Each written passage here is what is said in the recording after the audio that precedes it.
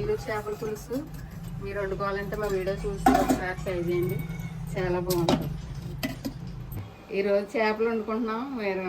మీరు ఎలా వండుకుంటారో మాకు తెలియజేయండి.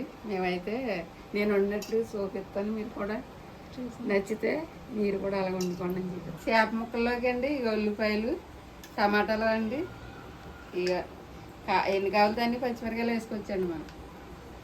తర్వాత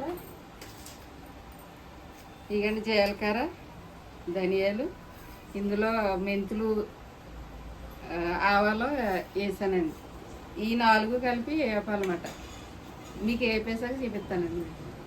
ఆవాలు మెంతులు వేపాను, ఇక జీలకర్ర ధనియాలు వేస్తున్నానండి. ఆవాలు వేపేసానండి ముందు.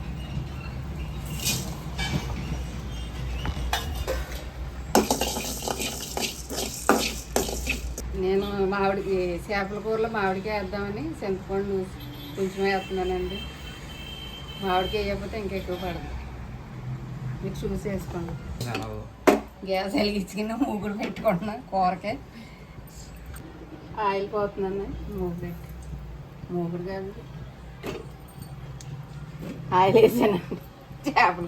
చేపల కూరకు నూనె ఎక్కువే పడద్దండి. చేపల కూరలో ఉల్లిపాయలు కోసుకున్నామండి. ఇగండి నూనె మరిగింది, ఉల్లిపాయలు వేసేస్తున్నాం.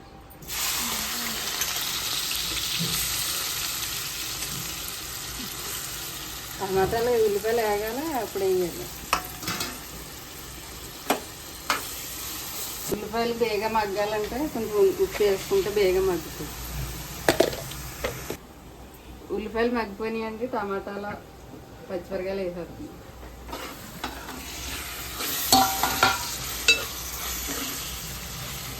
ఇంకా మగ్గాలి. ఈ మగ్గాక అప్పుడు చూపిస్తాను. ఉల్లిపాయలు టమాటాలు మగ్గిపోయినాయండి. పసుపు వేసుకుంటున్నాం.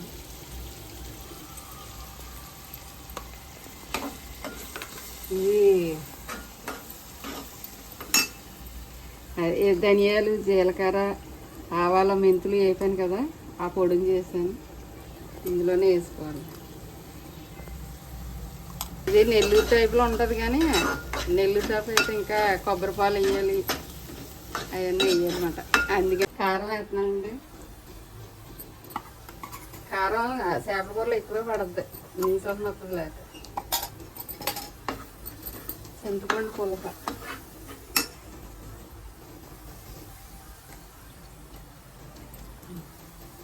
చింతపండు గుజ్జే తీసుకేసి రసం వేస్తాం.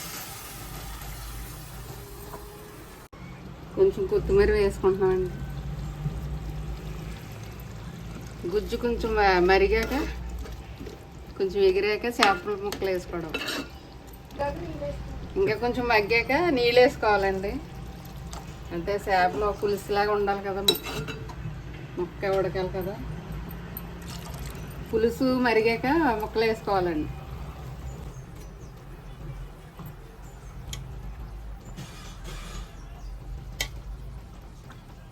ముక్కలు వేసాక కొత్తిమీర జల్లుకుని కొంచెం ముందు వేసాను కదండి పులుసు మరిగేటప్పుడు, తర్వాత మళ్ళీ వేసుకుని దగ్గరికి అయిపోయాక కొంచెం వేసుకుని